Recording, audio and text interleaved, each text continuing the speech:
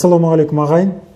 Бізге осы қайта жазып жатады, черный списоктен шығару керек, черный списоктемін деп. Ондай черный список деген қара тізім атымен жоқ.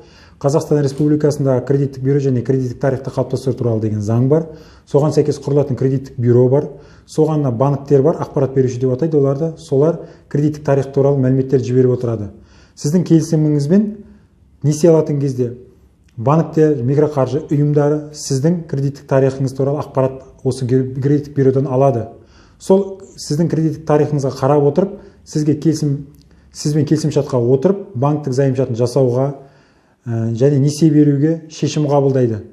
Сондықтан қара тізімнен алып тастау мүмкін емес. Ол сіздің кредиттік тарихыңыз туралы жалпы ақпарат, оны әлгі айтқан заңның негізінде жинақталып отырады. Сондықтан қара тізімнен біреулер шығарып берем деп ақша сұрап,